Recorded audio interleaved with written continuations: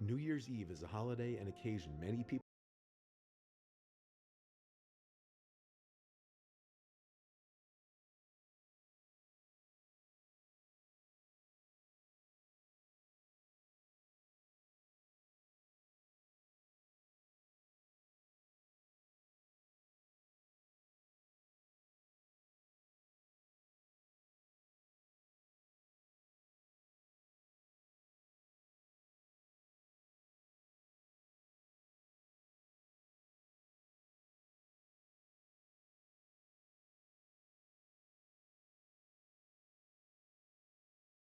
New Year's Eve is a holiday and occasion many people look forward to and use as motivation to pursue goals they usually wouldn't other times of the year.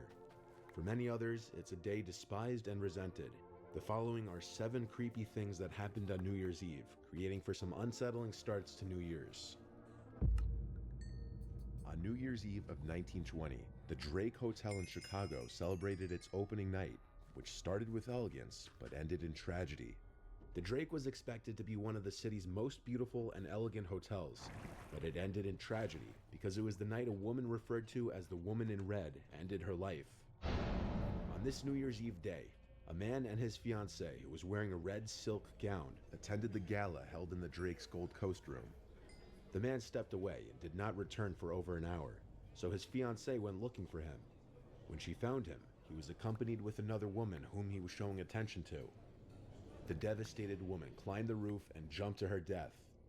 Since then, guests at the Drake have reported seeing her apparition in the Gold Coast room, the Palm Court, and on the 10th floor, as well as the roof. People also still to this day allegedly report hearing a woman's cries on the 10th floor and on the roof. Some believe her soul is condemned to replay her final night, attempting to find peace with the final tragic chapter of her life.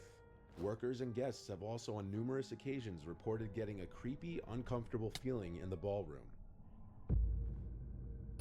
On New Year's Eve in 2013, a man named Joseph Scott was hosting a house party among his close friends.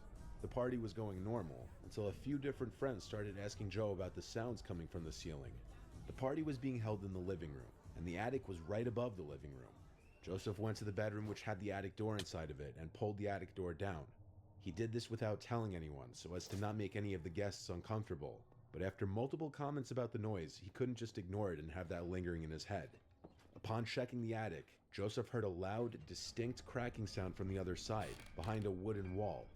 He thought there might have been a raccoon up there, so he walked across the wooden boards of the attic, hearing his intoxicated friends down below in the living room laughing, asking, "What the hell is that noise?"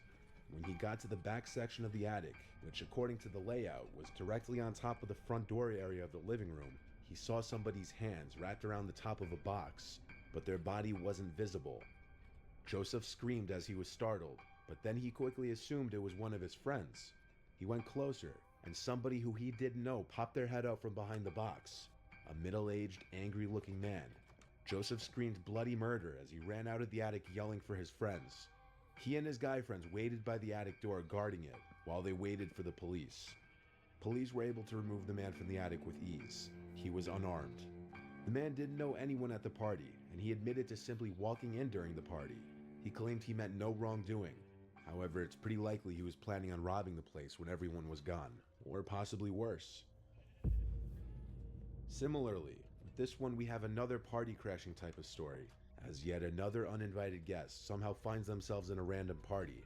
Only with this one, the guests seem to have materialized out of nowhere and joined the storyteller's New Year's Eve party. There was an older woman dressed in all white who was seen by most of the partygoers.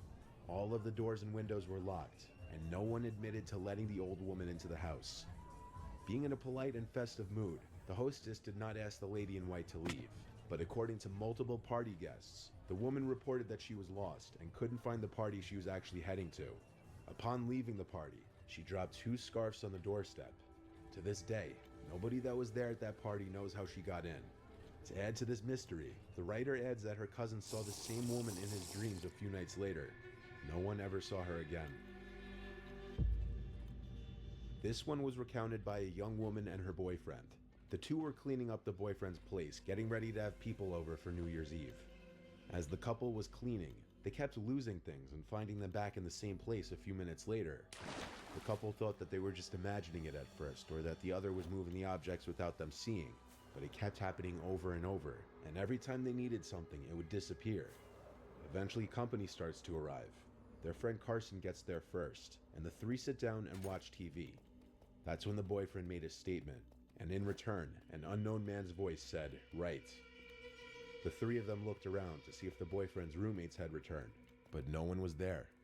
Later, when the roommates did return, they told the couple and Carson that they had been hearing the same thing since the night of the recently passed eclipse. A while later, the woman went to the bathroom, and as she was washing her hands, she heard a loud cough right behind her ear. All of the hairs on her neck stood up as she ran out of there.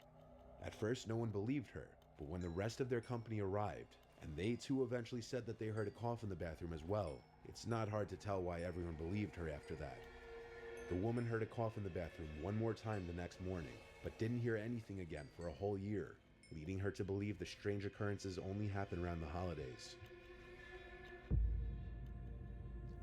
The Monte Vista Hotel in Flagstaff, Arizona opened on New Year's Day of 1927, and during the 1940s and 50s was a popular spot for Hollywood guests, and more than 100 Western movies were filmed nearby. Some of the guests of the hotel included Bing Crosby, Jane Russell, Gary Cooper, Spencer Tracy, and many others.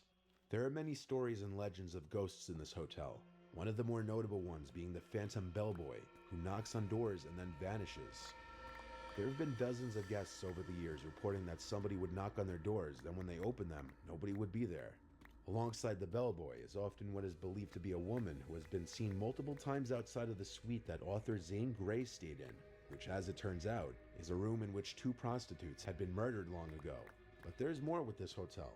Multiple guests who have stayed in the room that actor Gary Cooper stayed in have reported hearing a man coughing and clearing his throat, pacing back and forth. Many guests have reported feeling unnerved by the distinct feeling that someone is watching them in that room. One of the last more notable paranormal phenomenons that have been reported in the hotel comes from the saloon. People believe a former bank robber haunts the saloon, as again, multiple guests have heard a voice and sounds from people who weren't there, and report an uneasy feeling of being watched. Ellen Roberts, a hotel desk clerk, reported that in 1970, 3 men robbed a nearby bank and to celebrate, stopped in our lounge for a drink, even though one of the men had been shot during their escape. While having his drink, the wounded man died, and some believe that he is the spirit that's haunting this area of the building. The hotel remains open to this day, and many people visit in hopes of encountering some paranormal activity. On New Year's Eve 1997, 2 friends, Olivia Hope and Ben Smart, were celebrating New Year's Eve and ran into trouble after their rental yacht that they planned to sleep on was overcrowded. They located a water taxi still operating and got on. Sharing the ride with them was a man who learned that they had nowhere to sleep and offered to let them stay on his boat. As this was their only real option, they accepted, and the taxi took them to the man's yacht. They climbed aboard the stranger's boat between 4 and 5 a.m. After that, the 2 friends were never seen again.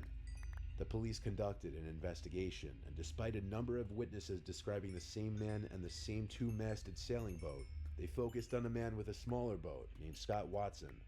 Where this crime case went from there has been a source of controversy ever since. Police are confident they got the man responsible for Ben and Olivia's disappearances and likely murders, but even 2 decades later, the mystery around this case remains. On New Year's Eve of 2017, a group of friends had went on a camping trip to the Acadia National Park in Maine. They had been planning a New Year's camping trip for a long time, and it finally came to fruition. The 6 friends were separated into 3 different tents. They set up camp on a riverbank and set up their portable barbecue and campfire. The group had also come prepared with a bunch of fireworks to shoot off at midnight. For a majority of their time at the campsite, the friends had music blasting on their portable speaker and were drinking tequila. As the group got more intoxicated and louder, one of the friends told everyone to quiet down for a second and lowered the music because he thought he could hear something in the woods. While the group was quiet, they heard it. It was this long and slow whistling sound that would echo every few seconds. One suggested it was an animal, one suggested it was someone whistling, and one suggested it was a literal whistle being blown by someone. When they were quiet for long enough, the sound stopped. Eventually, the group resumed playing their music and drinking their drinks. When midnight came, the group began to shoot off their fireworks one at a time. After maybe 4 or 5 fireworks exploding, a blood-curdling scream came from the woods. The screams continued on and on. The group stopped shooting their fireworks and all jumped into their tents to hide, completely freaked out.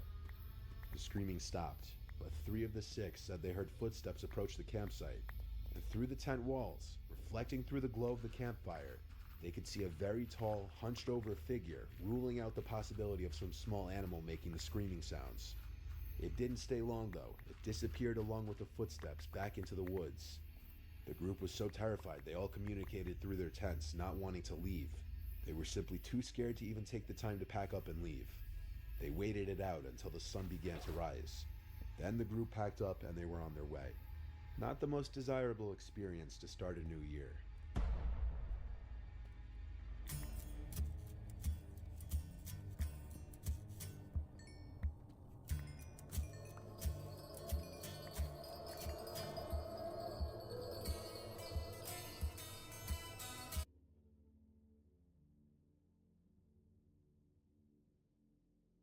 This is a re-upload due to monetization issues, and also because I need an extra day or two for the next new episode, because my mouth is filled with blisters.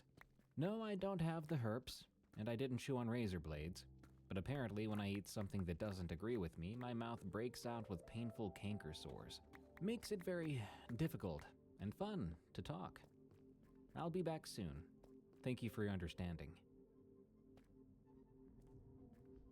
Not often do people encounter spirits and creatures that defy our imaginations, and even rarer are those encounters that devolve into a struggle between life and death. Welcome back to Unexplained Encounters.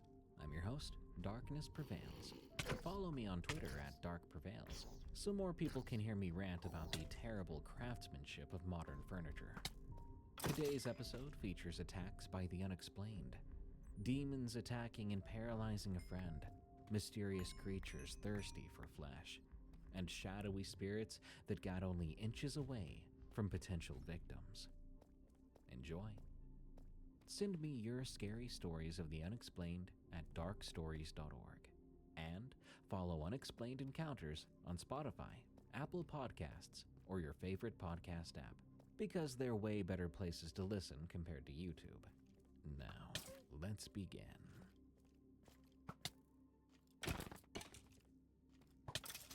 Shadow creature in my closet. From Unidentified Creature. This happened between 1st and 3rd grade. Apologies because my memory really isn't the best, so bear with me. I never really speak about this with people, mainly because it feels more like a dream now. Although I've clarified with my cousin that it wasn't. When growing up, my mother and I lived in a flat for most of my childhood. It was a 2-bedroom place within what some may call a complex of flats and houses located somewhere in El Dorado Park, South Africa. It was hard to find people who didn't know each other there. Because it was just the 2 of us, my mother and I each had our own rooms, even though I'd always slept in my mother's room on a single bed she'd kept there for me. Both before as well as after the encounter, I never liked being anywhere in the house at night without my mother or someone else there. It didn't matter to me whether the lights were on or not. Whenever the sun went down, it would always feel like I was being watched. Granted, both my mother and I always wrote it off as nothing more than an overactive imagination, due to the fact that we both always watched and loved horror movies. But even so, whenever I was alone at night, the fine hairs across my entire body would always stand up, while the feeling of being watched would overpower any and everything I felt, matched only by anxiety and dread. My story takes place in my old bedroom, the place that always freaked me out the most. I don't remember what or who it was for, but my mother was throwing a party. At that point, she had basically programmed me to steer clear of any sort of adult business or conversation, for better or worse. So myself and a couple other kids were sent into the very room I feared the most, although having other kids there would help me ease most of my worries. We'd already been in there for a couple of hours. before I had the brilliant idea. I don't know why I did this, or why it even came to my mind, seeing as I don't recall encountering anything of this sort before that point. Although, as I said, my memory isn't the best. It was myself, my cousin, and a few friends of mine that lived at the flats as well. In total, there was around 5 or maybe 6 of us present. After having our fair share of fun, I had the idea of showing them the so-called monster in my closet. We all gathered by the door, closing it around halfway for us to get a view of the entire room. I stood in the corner behind everyone else with my hand on the light switch. I then turned the light off, leaving us in the dark, with just a bit of moonlight shining in through the window. This left us with just enough light to see what was going on inside. As we stood there, everything seemed normal at first, with my cousin and friends hammering me with questions as to what we were doing, and I just told them to watch as we stared into the darkened room. It didn't take too long before we watched as the door on the right side of the cupboard, which was behind the door, began to slowly creak open. Naturally, we freaked out. I turned on the lights and watched as the door shut faster than it had opened, and we all ran out. Being kids, we stood at the entrance and laughed for a bit, making jokes while talking about it. We eventually went back inside and continued doing it around 2 to 3 more times, switching off the light, waiting for the door to open, turning it back on, and running out. It was fun for us. However, because I was a really curious child, on the 4th time we did it, I watched a bit longer in order to see if anything else would happen. On that 4th try, after the door opened, I watched, and as everyone else ran out, I stayed put with my finger on the light switch. I watched as a single leg took a step out of the cupboard. Although the room was dark, I could clearly make out the leg and foot for the mere fact that it seemed to be absorbing all the light it came in contact with. Even though it wasn't much, it made the room seem lighter than it actually was. To this day, I've never seen anything as dark as it was, or at the very least, as dark as it appeared to be. I immediately turned the light on and ran out, telling everyone what I'd seen. They were skeptical at first, thinking I was joking. So after a little while, we went back and did it again for a 5th and final time. This time, because of the conversations we were having, my curiosity had shot through the roof. I needed to see how that thing really looked, so we did it all again. We watched the door open and the foot take a step out before they all ran out. Me, on the other hand, well, I stood and watched a bit longer. This time, after watching the foot step out, I watched as a hand gripped the top of the door before using it to pull itself out. As it stood in front of the door, its head and shoulders could be seen above the frame of the door and cupboard itself, meaning it was standing at about 8 or 9 feet tall. I was instantly frozen in place out of fear, as my blood ran cold, and I just realized the full scope of what I'd gotten myself into. From where it stood, it slowly turned its head as it looked over at me. Its entire body was so dark that I couldn't see any facial features or anything of the sort.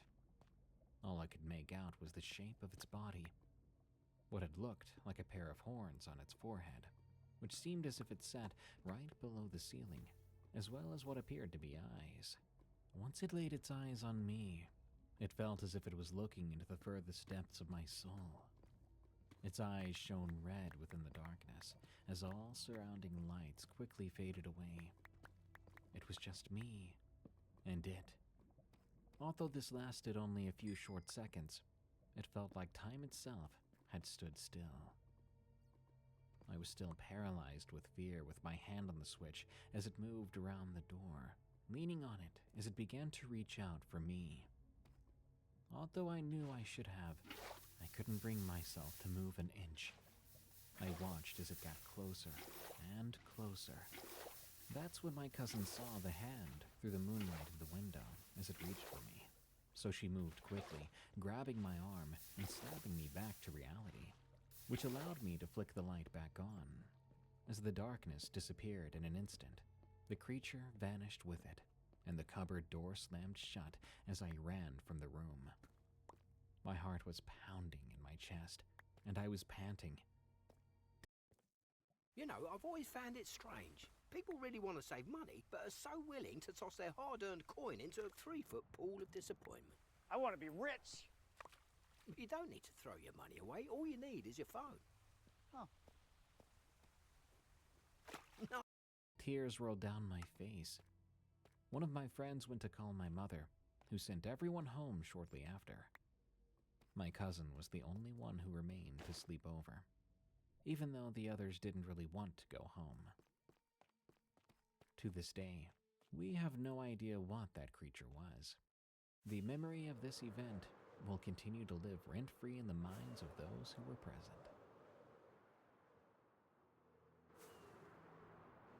A third stinker story from R.D. in Hull. I'm back once more with a more recent encounter with the dogman/werewolf of Hull, Old Stinker. Now, life recently, as I last mentioned, has been, well, rough. Approximately 3.5 months ago, I nearly died, ending up hospitalized with severe pneumonia. I've had recurring problems with my legs, which severely hampered my mobility for the past year as well, though I seem to be on the road to recovery now. So, as I mentioned in my previous tale, I tend to spend a great deal of time chair-bound at my desk, near one of my flat windows with a view of the street.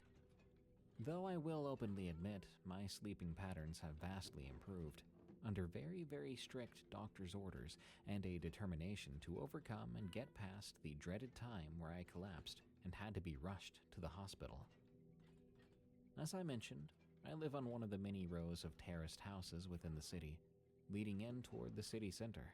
The house was converted to a number of flats, and at the end of the street is a wooded, overgrown footpath that connects and cuts through to other parts of the city, local parks, and down to the local drain. As you would expect, city life is generally loud. Nights are rarely silent.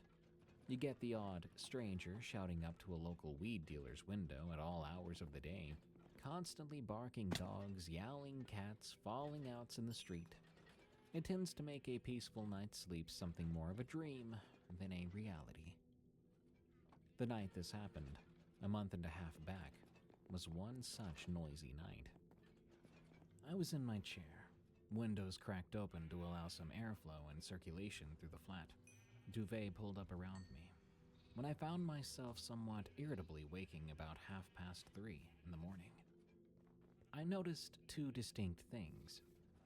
First, a constant, persistent, and terribly annoying yapping sound, echoing through the night from part way down the street. This was from a neighbor's dog.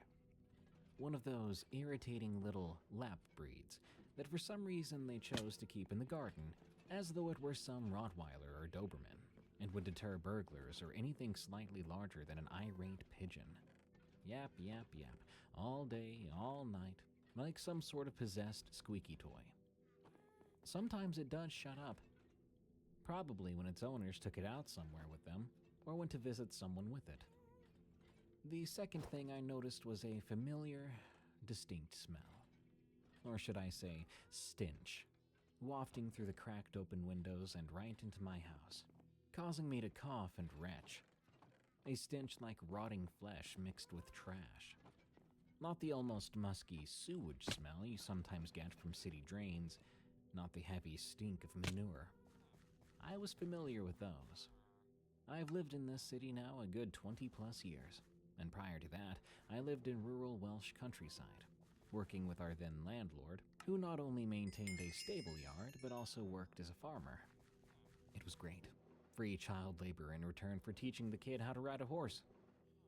So that particular stink was familiar to me as well. No, this was a stench from 20-odd years ago when I was younger. Old Stinker. Now, he'd been in the area recently, rooting through bins, killing local wildlife, probably using the overgrown wooded footpaths as a convenient way to get about to places where he could find food or prey. And as before, everything seemed to get silent, eerily so, like time stood still, as though everything held its breath. Yap, yap, yap. Well, except for the dog. Nervously, I glanced out the window, leaning forward into it a bit, to glimpse down the road. The streetlights weren't great here. A few were out, a few were covered by trees yet to be trimmed, and fully embracing spring. But I felt my heart racing.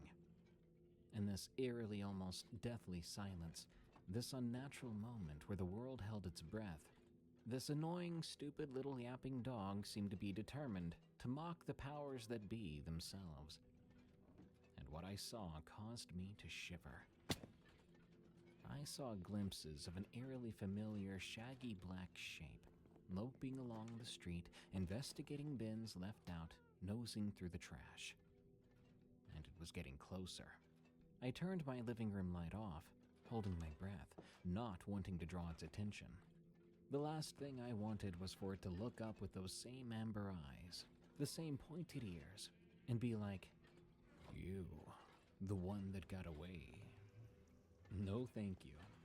Definitely not. I'll not toy with fate like that, so close to very nearly dying scant months prior. But as Stinker worked his way down the street, the yapping dog intensified. And then I heard it starting to growl. It was like that tiny little thing was about to challenge the Stinker. It would be madness, or a sign of a hyper-aggressive lap breed, which probably was just as feasible. And soon enough, the growling was echoing in the night air. As the Stinker stopped outside the Yapper's garden, I watched in silent horror as I saw it stop. Then it rose up, its stance going from that lazy, scrounging canine lope almost to some sort of defiant, challenging stance. If I were to describe it, you know that not quite ape, not quite human stance Caesar takes in the new Planet of the Apes movie, where he just towers over his opponent and squares right up to them. It was kind of like that. The yapper barked, growling, snarling, pathetic noises for its size. And what ensued? Well, I've heard dogs fight. I've heard cats fight.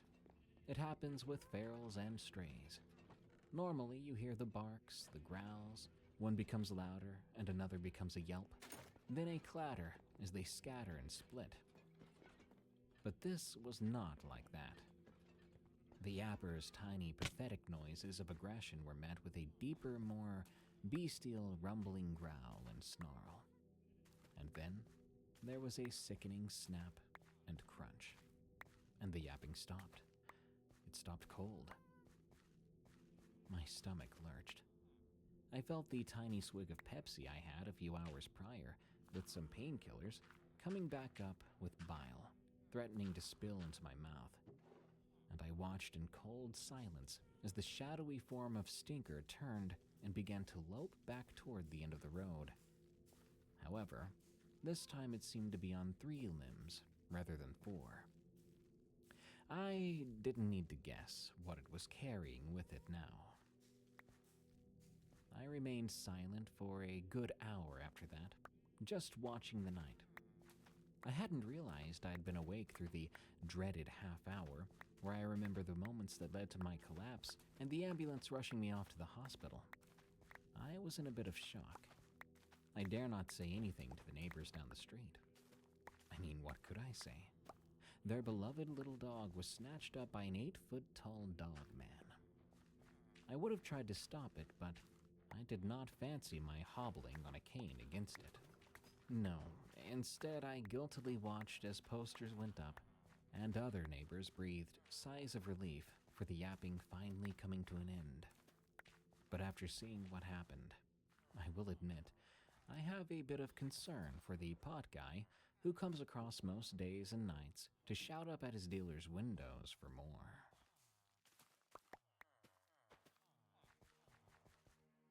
I am truly scared.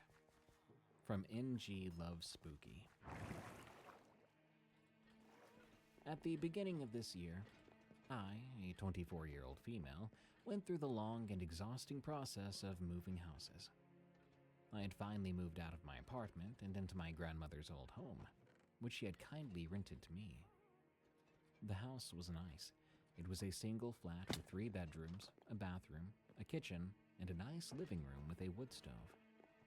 It also had an attic, a crawl space, which is where this all takes place, and a big background for my 2 beautiful Rotties, Mary and Elka.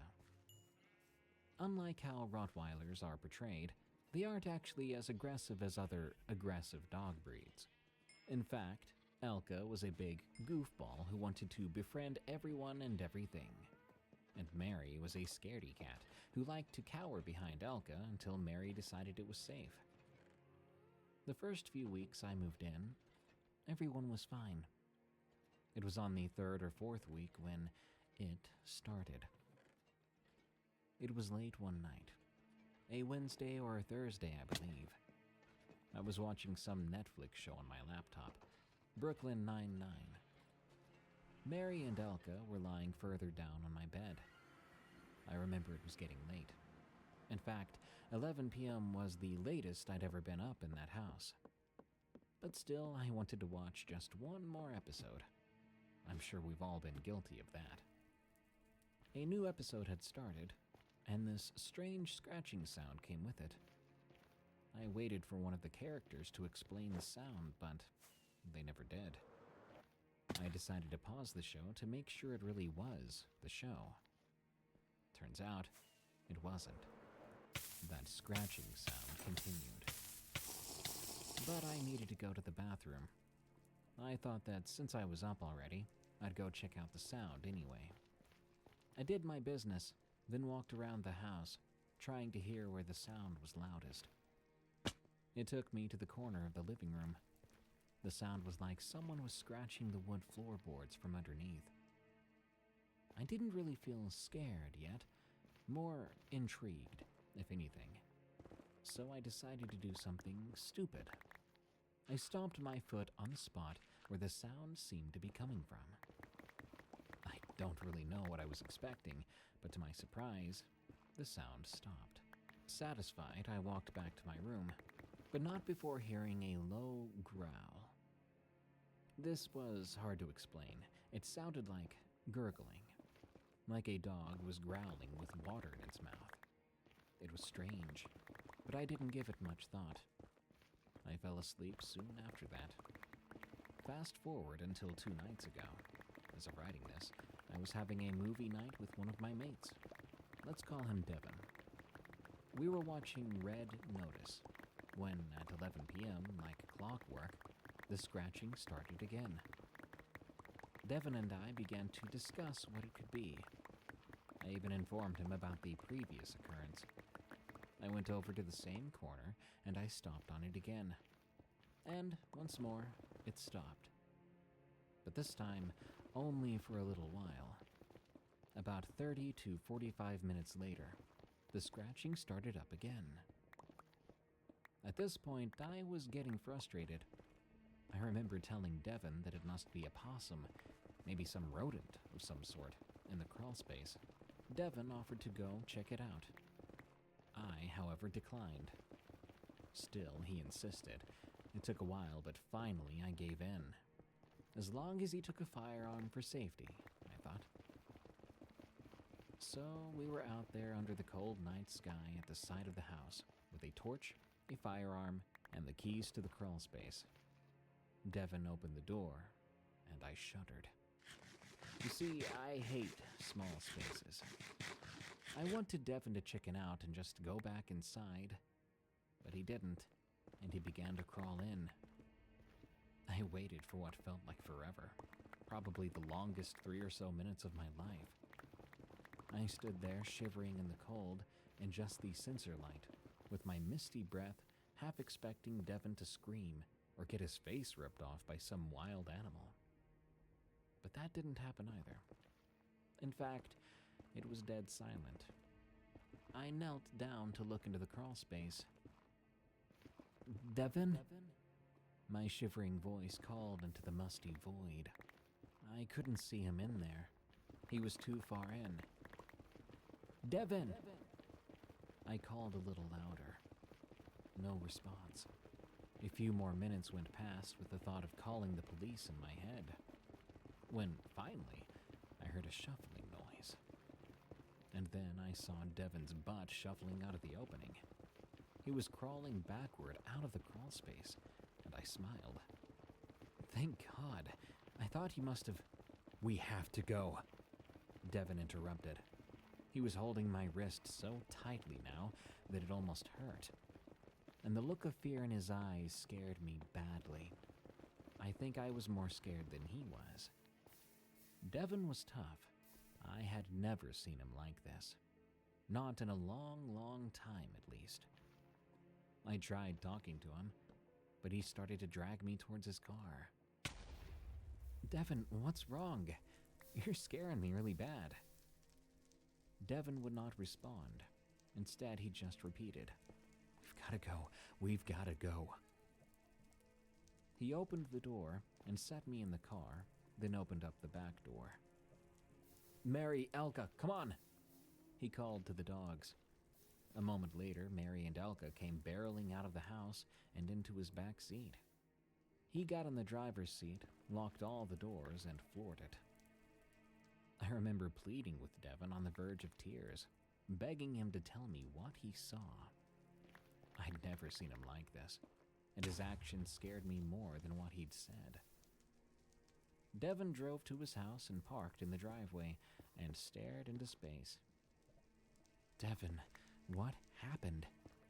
I asked one more time. Devin looked at me with a serious look. He stared into my eyes and said in a calm yet somehow terrified tone, Haley, whatever that was scratching underneath the house, it's not a rodent. He looked out the driver's window, and I could see he was fighting back tears. Oh God, it had pale skin and long fingers that were made entirely of fingernails, and it had like a baby look to it. But it was the size of me. Does that even make sense? And his face, that was the worst part. His voice and body started to tremble, but I could see he was trying his best to stay strong. It had no face, just fleshy skin, and where you'd think its eyes were. He swallowed and looked back at me. There were just these gaping black holes. It came right at me. I wanted to laugh. I wanted to tell Devin that was a good one, that it was the best prank he'd ever played on me. But I couldn't see it. His eyes were filled with so much fear, and his tone was quite serious. I could tell this wasn't a joke. That night, we stayed in the car. I think I eventually fell asleep, but I know Devin didn't. I've been sleeping on Devin's couch ever since. I know that he saw something real. He's not the kind to joke like that, even though I'd wished he was. So there I was at Uncle Derek's house. I said, what's that? This is the healthiest animal and baked meal from Blue Apron. I was like, this is what healthy tastes like? So Mom, how do we make this Blue Apron thing happen? Get 50% off your first 2 orders plus free shipping with code GET50. And he definitely wouldn't put that much emotion into it. If it was a joke, heck, that man deserves an Oscar. I've been slowly moving my things into my grandma's present house, but I only get my stuff in the daytime. I don't go back to my house at night, and I definitely won't go back after 11 p.m.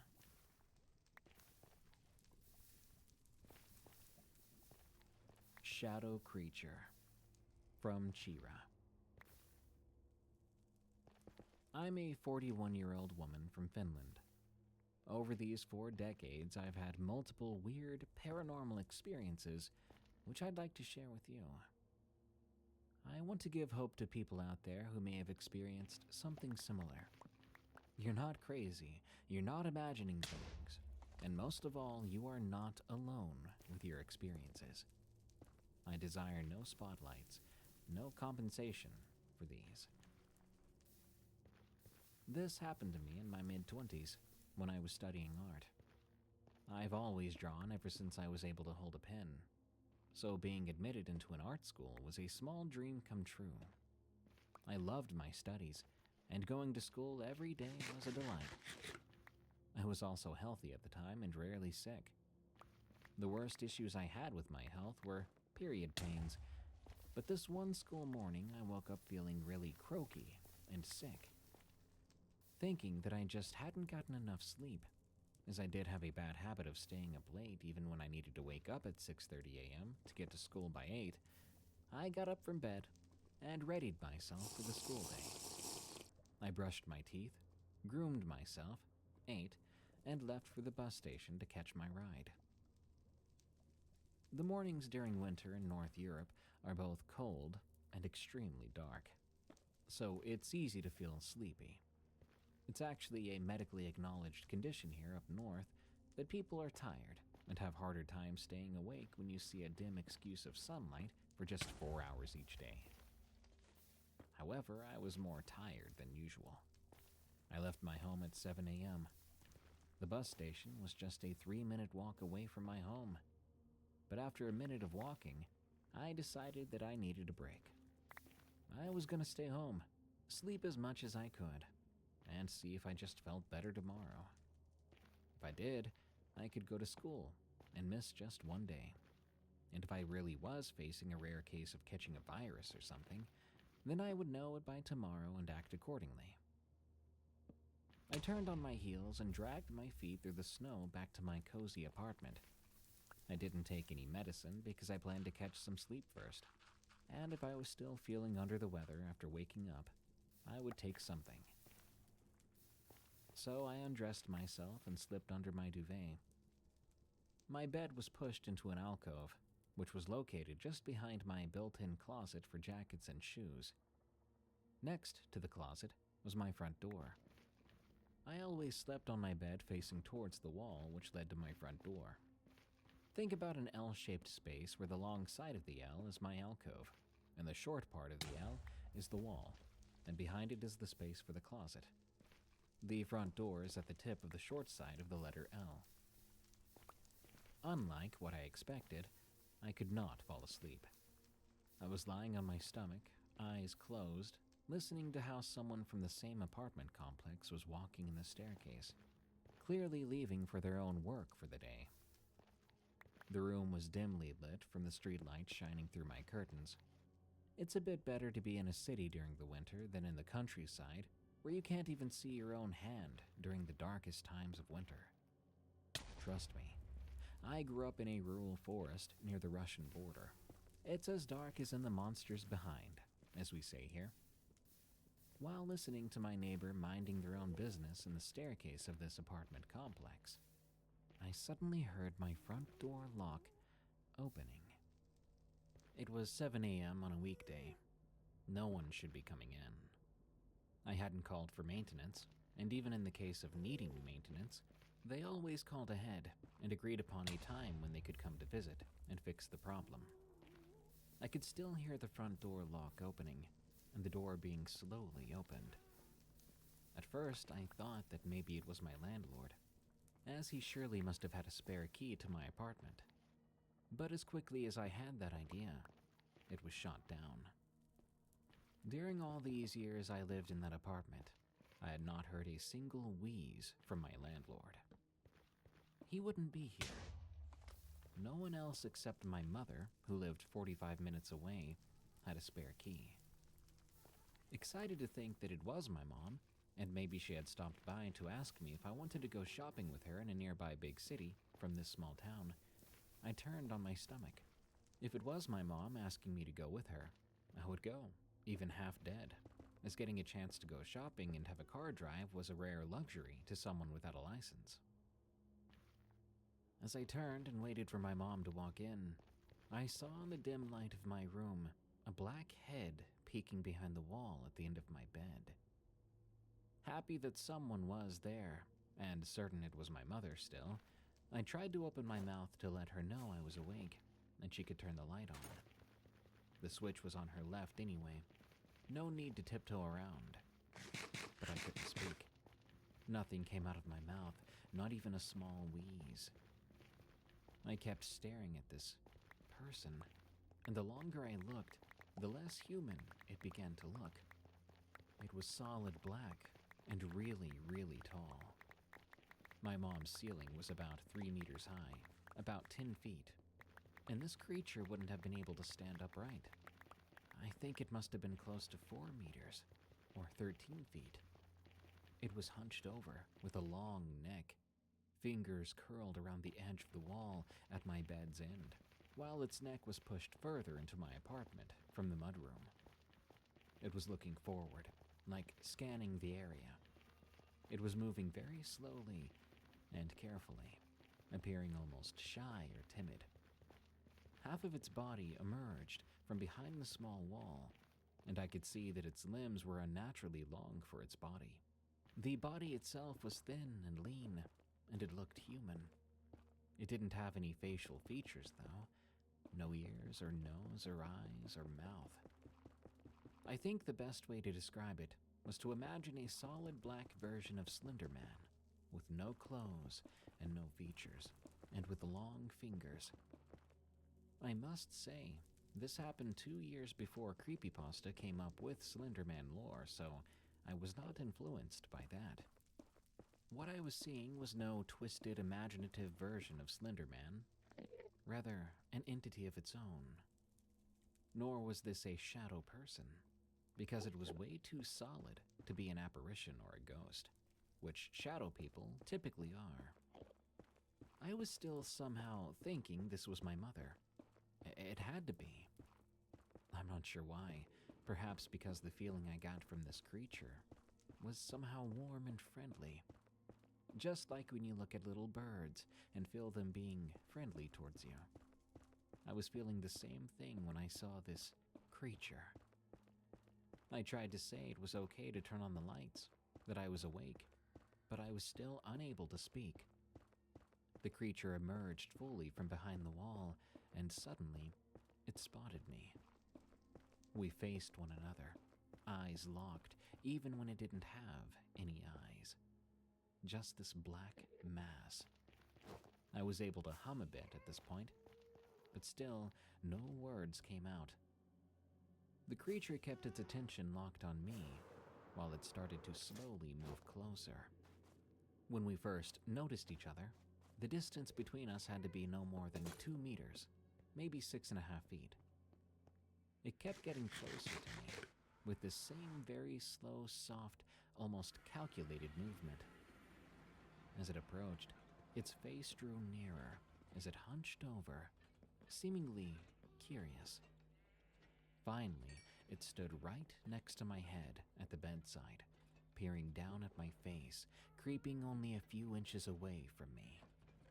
It was like a mother peering down at their little baby in their crib. Still, I could make out no features, just this black mass shape of a human head. But I still could tell it was friendly and curious. Finally, a little wheeze came from my lips, and my eyes shot open. I don't know how my eyes were closed, because I had never fallen asleep. I knew that. But somehow, when my eyes fully opened, this creature disappeared too. It was gone like it had never been there. Later, I told my sister and brother about this encounter, as they knew I don't make these things up, and they've had their own share of experiences. When I described the creature, my sister said that she too had seen it, but outside. She had seen it running alongside a car when she was in her teens and returning back from school in a school taxi. It ran from one shadow to another, emerging into the shadow almost like diving into it, then bounced out from the shadow to appear on the sunny patches in the forest along the country road the car was driving on. It kept up with the car's speed with ease and ran along for a long while. I never asked for details, but I got an impression from my sister's words that the creature was running on all fours, or maybe bounding on all fours, like a big feline would run by leaping. She said that no one else saw it. My brother also confessed to seeing this same-looking creature in his childhood.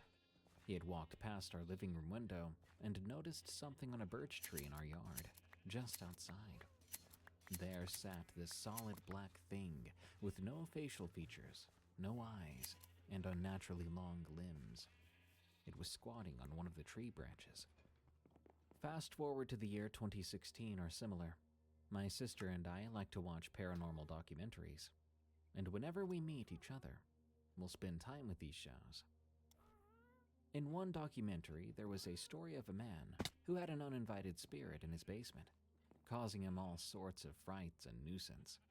He said that he was able to capture it in a photo, which made him happy because he had some solid evidence now in his hands. The photo was shown on that specific program. When my sister and I saw it on the TV screen, we froze. In that photo, there was the same black figure with no features, long limbs, as we both had seen on our own occasions. Without a word, we turned to look at each other, knowingly, saying almost in unison, "That's it. That's the creature."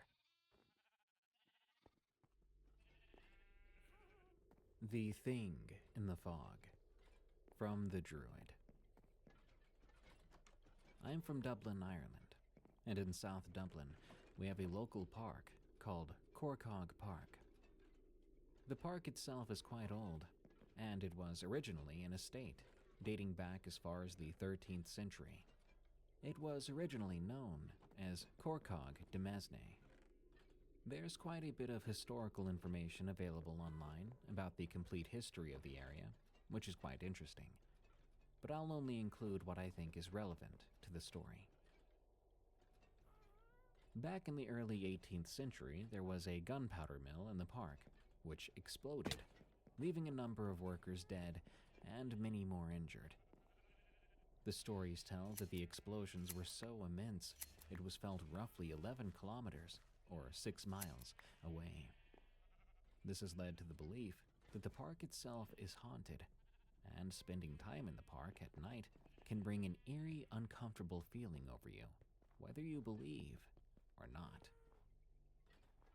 Just across from where the old gunpowder mill was located is the remnants of the home to the steward of Corcog.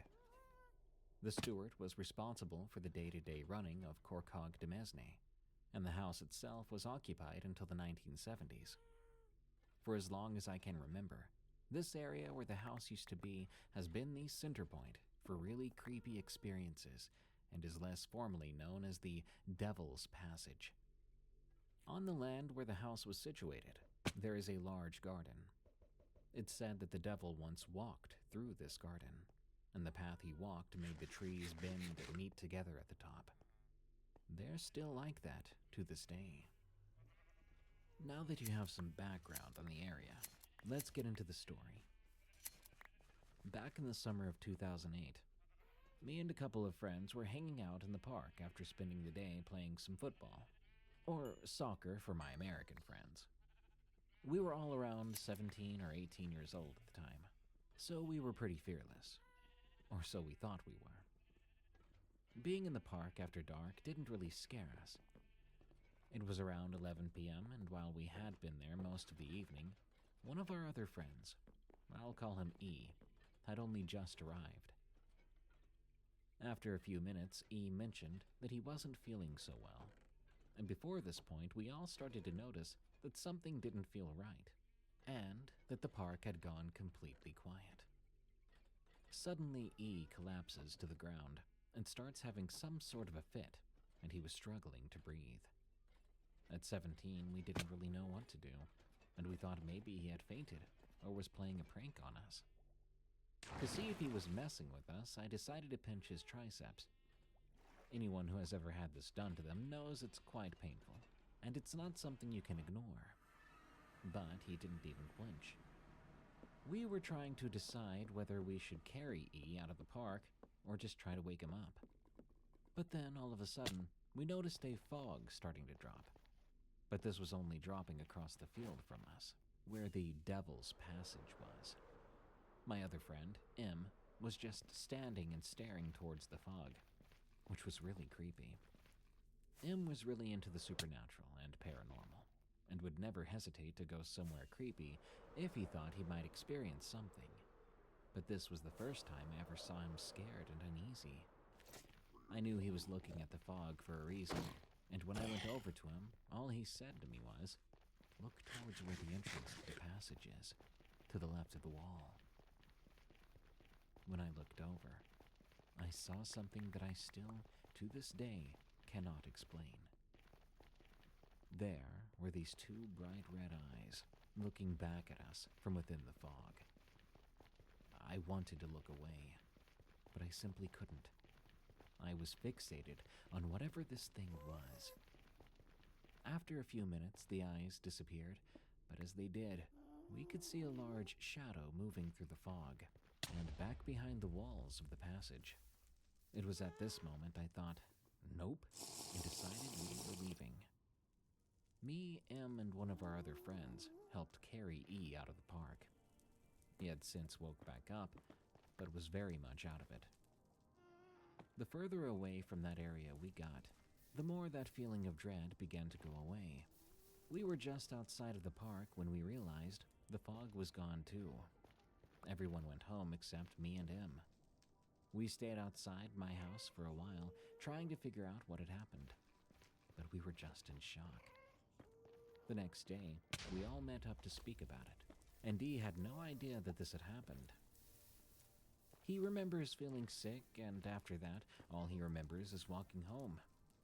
Up until this happened, I thought the idea of the paranormal was quite interesting, but I didn't really believe in ghosts, nor demons or the devil. But this, well, this completely changed my perspective. I still go into the park from time to time, but would only ever consider going to the Devil's Passage again during the day.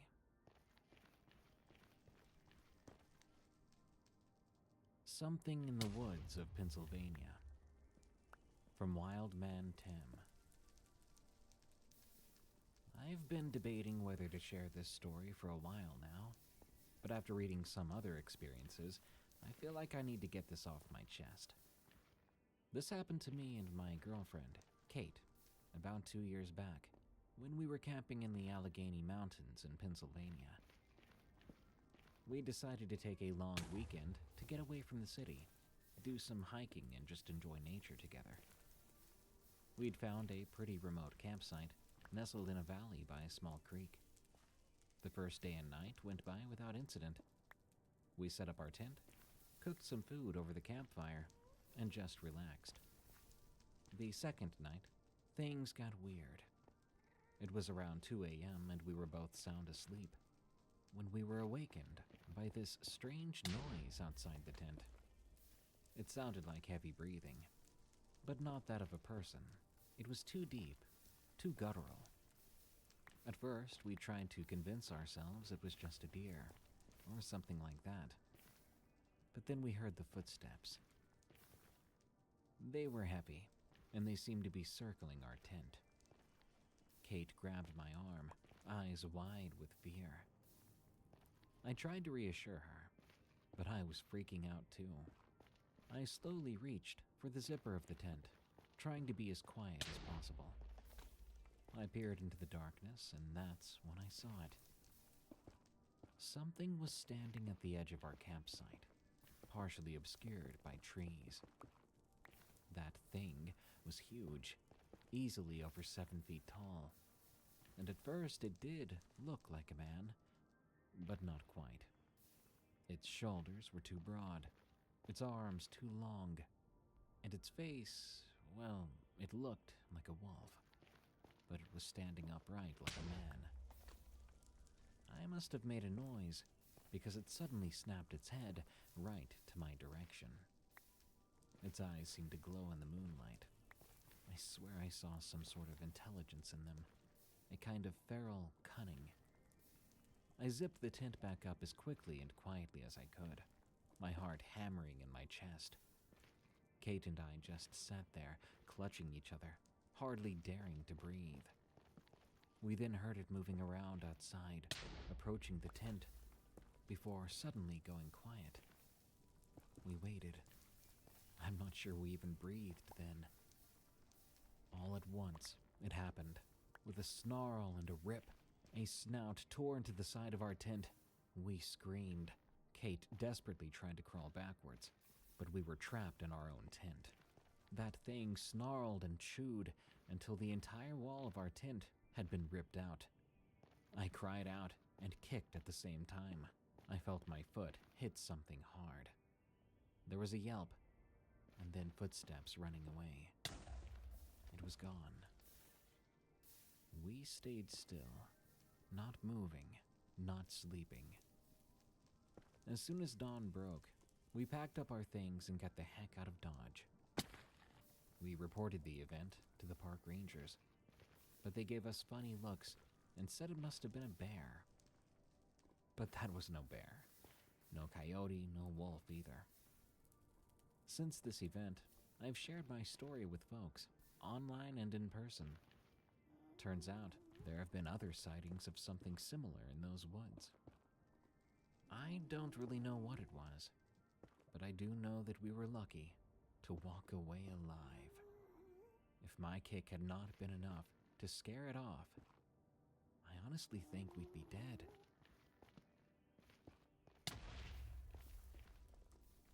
Not so skeptical anymore. From Druid Folk. I've always been a skeptic when it comes to the supernatural. I've never really believed in ghosts or demons or cryptids. But an experience I had last summer in the Olympic National Forest has made me question everything. My buddy Jake and I are avid hikers. We've tackled trails all over the country, but we'd never been to the Pacific Northwest. We decided to take on the Hoh River Trail, a beautiful but challenging hike through the heart of the Olympic rainforest. We set out early on the second day of our hike, aiming to reach the Blue Glacier by nightfall. The trail was far tougher than we anticipated, and by mid-afternoon we were exhausted. We decided to take a break near a stream a little ways off the main trail. As we were refilling our water bottles, Jake suddenly grabbed my arm. "Dude, look," he whispered, pointing across the stream. There, partially hidden by the dense foliage, was a massive humanoid figure covered in dark fur. At first, I assumed it was a bear, but as it moved, I realized it walked on and stayed on two legs. And oh god, that thing had to be at least 8 feet tall. It had broad shoulders and long, muscular arms. Its face was hidden by the shadows, but I knew it was watching us. Jake and I stood there, frozen in shock. The creature then took a step towards us, then another. It let out a low, rumbling growl that vibrated through my body. I think that broke our paralysis, because right after we turned and ran, crashing through the underbrush back towards the trail. But to my horror, that thing came after us. I could hear it behind us, branches snapping under its weight, heavy breathing getting closer. It was much faster than us, easily traveling through the foliage. At one point, I risked a glance over my shoulder and nearly stumbled in my terror. It was practically right behind us, eyes glinting, like it was ready to make a kill. Jake was a few steps ahead of me. He burst out onto the trail, and I followed, my lungs burning, my legs pumping. We ran like we'd never run before, fueled by pure adrenaline and primal fear. After ages, we couldn't hear it behind us anymore. We collapsed on the trail, gasping for air, bodies trembling. We looked at one another. There was an unspoken question hanging between us. What the heck was that? Later on, after we made it back to civilization, we discussed what we'd seen together to make sure our accounts were similar. That way we could roll out one of us hallucinating for whatever reason, but there was no problem there. What we saw was real, and the experience was shared between us. I wish I could forget what I saw, but I don't think I'll be able to. Nowadays, whenever I take a step outdoors, I think about it and wonder if something else big, powerful, and fast is watching me, about to chase me through the woods. Next time, I may not make it out alive.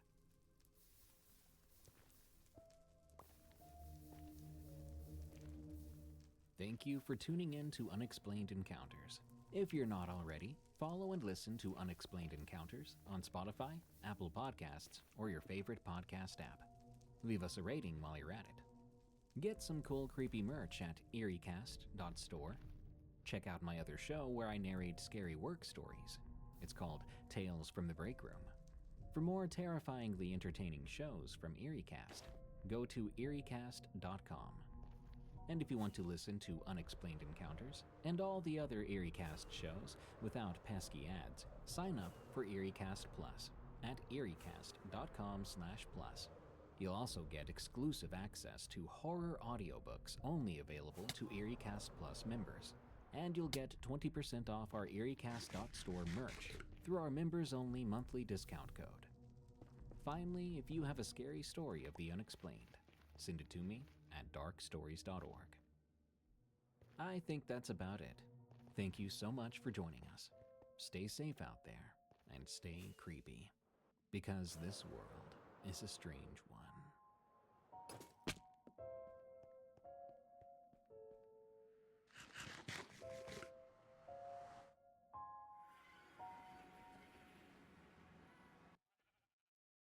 New year,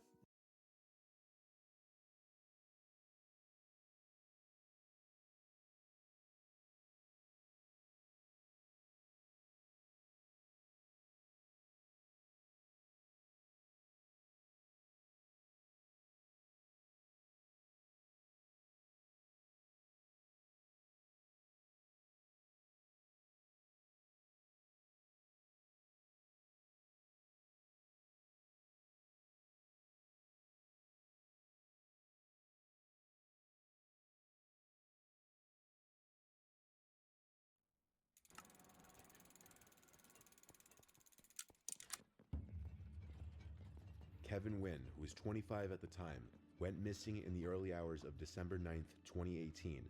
His family said he was kicked out of a bar called the Brass Rail on Broadway after an altercation, and that's the last they've seen or heard from him. Family, friends, and strangers have been hoping to find him or hear from him ever since. The following Sunday, nearly 150 volunteers and family members gathered at Lakeside Park to continue the search. The family searched the banks of the St. Joseph and St. Mary's rivers, and also the area around the Brass Rail. The following Thursday, they found his glasses broken in the parking lot of the bar. Kevin's family stated that his vision was very bad, and the fact that his glasses were broken and left behind was a very bad sign, and there's no way he'd be able to make his way around without seeing. Management at the bar told the family that Kevin had entered the bar 4 times the night he went missing. There's an Arby's down the road from the bar that had given the family 2 videos. They show Kevin walking by the restaurant alone, one around 1:40 in the morning, the other around 2:45 in the morning.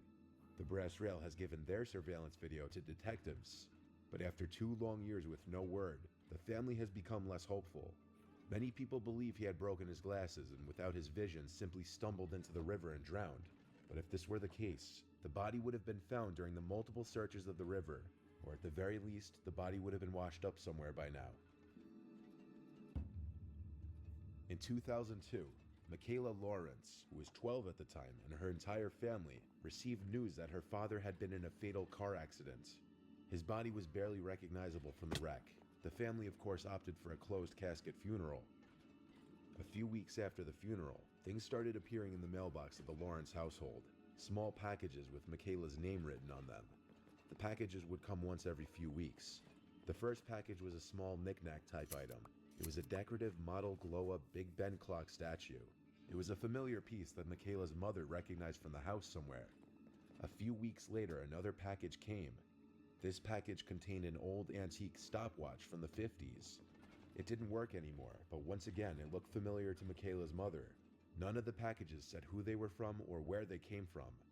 A few more weeks later, on Michaela's 13th birthday, a card in an envelope ended up in the mailbox, and written on it was Michaela's name again. The card was a happy birthday card, but once again, the mother recognized this card and the handwriting was familiar. It was the handwriting of her thought-to-be deceased husband, but it was a card that the couple had given to their daughter years ago, and it was signed Love Mom and Dad. This confirmed her suspicions that the items that had been arriving in the mail were possessions from the house, those of her husband's. She tried to check the safe in the bedroom closet to see if anything was missing, but mysteriously the safe combination no longer seemed to work no matter how many times she tried. She tried going to the police about the packages at her house, but police couldn't do anything except advise to install some kind of security system. To this day, it's not known who sent the packages or how whoever sent them got a hold of them. Frauke Liebs disappeared on June 20th, 2006 from the town Paderborn in Germany. Her body was found almost 4 months later, on October 4th, 2006. The circumstances of her disappearance are mysterious, especially since she's believed to have made contact with her friends between her disappearance and her death. 2006 was the year of the Football World Cup in Germany. Frauke met with some friends at the Old Triangle Irish pub in downtown Paderborn to watch some of the games. Her mom dropped her off at the pub around 9 p.m. During the Sweden-England match, she exchanged text messages with an acquaintance until the battery of her cell phone ran out. She then borrowed the battery of her friend, but the friend said that she returned the battery before leaving. At about 11 p.m., Frauke left the bar. It's assumed that she walked home because she was said to only have about €5 on her at that point. Her flat was about 1 mile away from the pub. Nobody knows which path she took because nobody saw her after she left the pub. Her flatmate Chris claimed that she never arrived in the flat. At 12:49 a.m., her roommate received a text from Frauke, which stated that she'd be back late. She did not appear at work the following day, and after she was not in the apartment, Frauke's mother reported her missing. Over the next few days, Frauke contacted her roommate 5 times over cell phone. The calls were usually short and during the evening hours, and did not contain a lot of information about her situation. In the first calls, she hinted that she would come back soon, but answered further questions evasively or mysteriously. The last phone call was received on the evening of June 27th, while Frauke's sister was present. Frauke got asked by her sister if she was held against her will, and she supposedly said yes, but then immediately corrected herself by saying no in a louder tone. After that, the contact of Frauke was lost. According to police, during these phone calls, Frauke's cell phone was in various industrial zones of Paderborn. The police also assumed that the calls were placed from within a car that was driven to those areas. The case was never solved. Jack Wheeler held many important positions throughout his lifetime. He was a chairman for the Vietnam Veterans Memorial Fund, a senior planner for Amtrak, an official of the Securities and Exchange Commission, and more. His value to his community made it much worse when Jack disappeared on December 28, 2010, after exiting an Amtrak near Wilmington, Delaware. He was later seen on December 30th at 10th and Orange Street in Wilmington. On December 31st, his body was discovered by a landfill worker as it fell onto a trash heap in the Cherry Island landfill. His death was later ruled a homicide. His death was ruled to be due to assault and blunt force trauma. It was determined that all the stops the garbage truck had made that day involved large commercial disposal bins in Newark, a few miles from Jack's home. Prior to Jack's death, he was cited several times. On December 29th, he was cited at the Newcastle County Courthouse parking garage. He was disoriented and wearing only one shoe. He tried to gain access to the garage on foot, claiming that he wanted to warm up before paying the parking fee. He told the attendant that his briefcase had been stolen, and he kept claiming that he wasn't intoxicated, but the attendant didn't believe him. It was later determined that his car was in a different garage. This was the last CCTV footage taken of him. Later that day, Jack asked a pharmacist in Newcastle for a ride to Wilmington. He reportedly looked upset at the time. The pharmacist offered to call him a cab. He then left the store. On December 30th, he was seen wandering around various office buildings. Several people asked if he needed help, but he refused any assistance. This case has still never been solved. Lastly, we have the disappearance of Brian Schaefer. In 2006, Ohio State student Brian Schaefer went into a bar and never came out. He was out with two friends one night, and they went to a bar called the Ugly Tuna Saloona. This bar had a front main entrance and a back entrance for staff and entertainment, both of which had cameras pointed at them. Around 10 p.m. that night, Brian called his girlfriend to tell her that he loved her. Soon after, Brian is seen on camera entering the bar, and then later seen stepping out of the bar to talk to two girls before going back inside. Minutes before the bar closed and they were preparing to leave, Brian told his friends he was going to talk to the band. Brian walked away out of sight and his friend waited for him, but he was never seen again. This was not a large bar, and the band does not remember talking to him. On top of it, the cameras never caught him exiting the bar. No one knows what happened to Brian after he walked away from his friends, or how he left the bar, or if he ever did for that matter. An FBI agent who was specialized in facial recognition spent a long time analyzing the security footage of the bar and watched every person who came in and out of the venue. He never identified Brian leaving, but years later, after he had stopped working on the case, he was at an Ohio State football game and saw someone across the crowd that he couldn't help but think looked very much like Brian. In fact, he bore such a resemblance to Brian that the agent had to go and talk to him. It turned out it was Brian's brother, proving just how good the agent's facial recognition abilities were. Brian's girlfriend called his cell phone every day for weeks, and it always went straight to voicemail until one night when it actually rang 3 times, then went to voicemail. This was unexplainable. The truly weirdest part about this whole thing is that the last footage of Brian was him re-entering the bar. No footage was ever found of him leaving the bar, which has led to theories that he never did leave. To this day, no one knows where he is.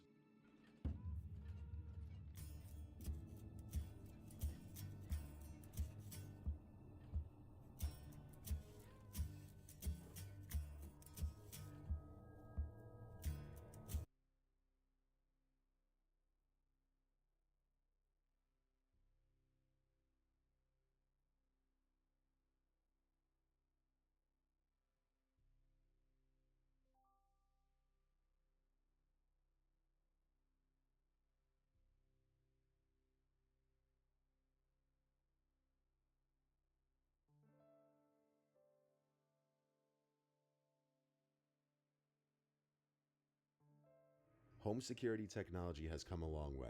Doorbell cameras such as Ring have become extremely popular in recent years, acting as an effective deterrent from potential robbers or any other kind of unwelcomed guests. Their ability to record video whenever someone comes within range to the front of a house or any other section of the house that they're installed in creates an added level of security to a person's home. With the millions of Ring doorbell cameras installed throughout America has come a lot of creepy footage, including the following. This first piece of footage was captured by the Ring camera in the LeMay household. It happened on a cold December night in 2019. A stranger hacked into the LeMay family's Ring security system and had watched them around their home. And for nearly 10 minutes, he interacted with 8-year-old Alyssa. Not only was he able to watch her, but he was able to communicate noises to her, as he had access to a second system placed in the girl's babysitter's room downstairs. Alyssa then heard music coming from upstairs in her bedroom, which she shared with her.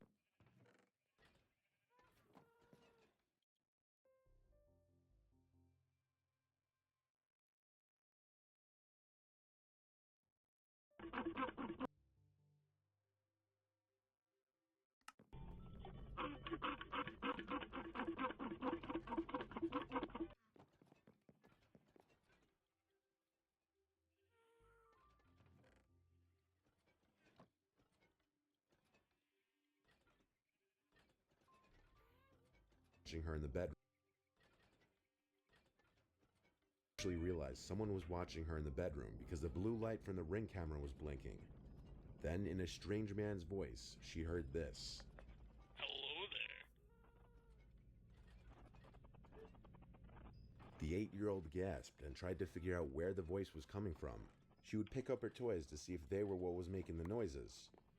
She scanned the room, and moments later, the man started screaming a racial slur at her over and over, until Alyssa responded by screaming this. What? I can't hear you. I can't hear you. The man proceeded to tell her to go call her mom the racial slur and demand that she repeat it back to him. Moments later, the voice would reply to Alyssa asking who are you by saying he's her best friend, he's Santa Claus. Who is that? I'm your best friend. I'm Santa Claus.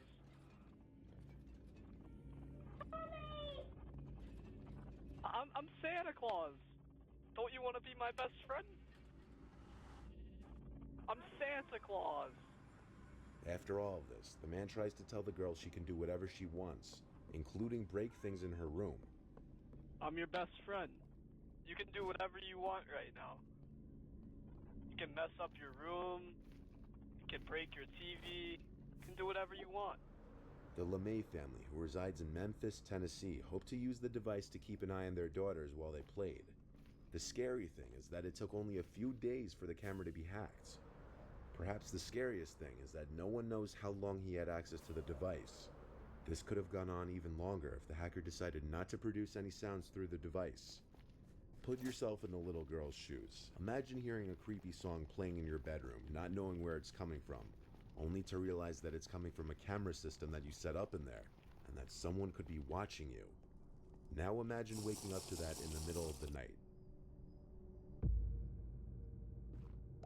In another similar scenario, here's the footage from a Ring camera that was also taken over by a hacker who attempted to speak to a young girl while she was watching television. What you watching?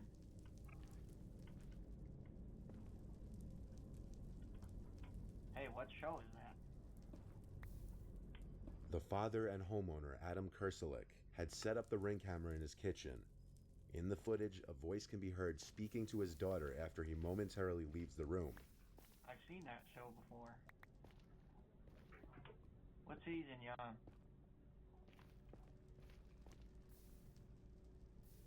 Hello? When Adam re-enters the room and opens the fridge, the voice says, "What are you eating?" Hello? What are you eating?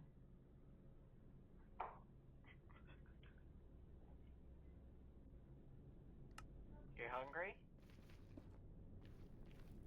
What? He looks around at first, rightfully confused as to where the voice could be coming from, though he eventually catches on and approaches the camera as he asks, "Who is this?" Powering off.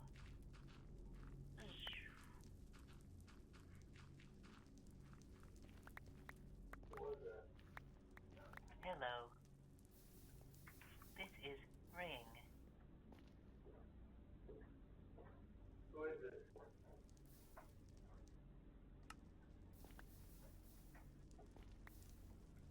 Who is this? Adam disabled the camera shortly after the video ends, and he expressed his disappointment in Amazon's lack of security on their products. He said he was never advised to set up two-factor verification when he installed the camera 6 months prior. Because of the lack of security on the Ring devices, he has since taken down all his interior cameras.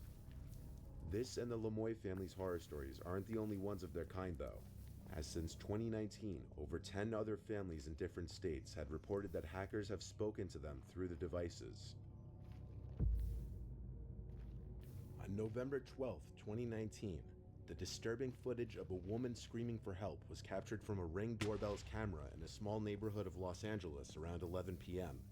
The screaming is followed by a white vehicle speeding down the street with the trunk open, from which the screaming is coming from.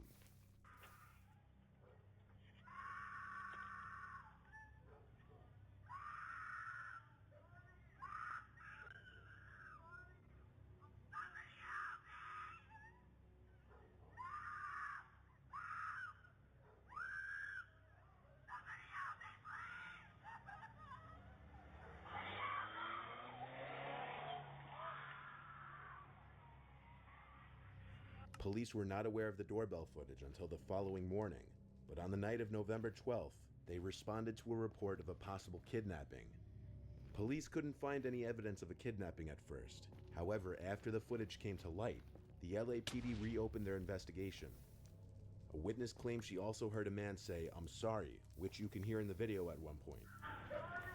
The sad thing is, this was 2 years ago, and nothing ever surfaced with this. If this was an actual kidnapping, the kidnappee was never found. This was the footage captured around 3 a.m. on a man's Ring camera. Not much more information than that was shared. However, multiple conclusions can be drawn from what's seen. It starts with a masked woman seemingly trying to enter the man's house, until she notices the doorbell camera. at which point she stares into the camera for almost 40 seconds. Halfway into her disturbing gaze into the camera, she puts on a pair of goggle-type glasses and pulls the mask covering her mouth and nose up higher onto her face, clearly trying to mask her identity as much as possible. Before she walks away, she makes several hand gestures into the camera, then turns and appears to grab something from behind one of the walls of the house.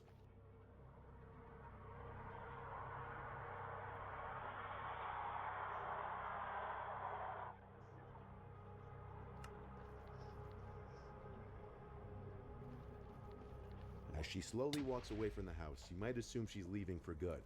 However, you can see she continues to pace back and forth in front of the house until the video hits the 2-minute mark, at which point the doorbell camera is set to stop recording. After the video ends, however, according to neighbors, the woman was seen standing outside the house for at least another 20 to 30 minutes before finally disappearing. It's not known who this woman was, whether it be a crazy stalker ex-girlfriend or someone completely random. This begs the question, what could she have wanted with the owner of the house? But given everything the woman was wearing from head to toe, it's obvious she came to that house with intentions of masking her identity. Why is a question that may never be answered. And with this last one, we see a scene that seems like it was taken straight from one of the hundreds of stories I've read on the channel. Once again, at some off hour in the night, a woman approached the front door of a Reddit user's dad's friend's house somewhere on the east coast of the United States. The woman seems to have a slight smile on her face at first, as she looks around the front door of the house all confused like. She stands there for 2 full minutes at least, acting nervous and confused, looking behind her several times in a paranoid manner. But what is most concerning about this unexpected visit was the large kitchen knife in her hand, that she looks down at several times in the footage.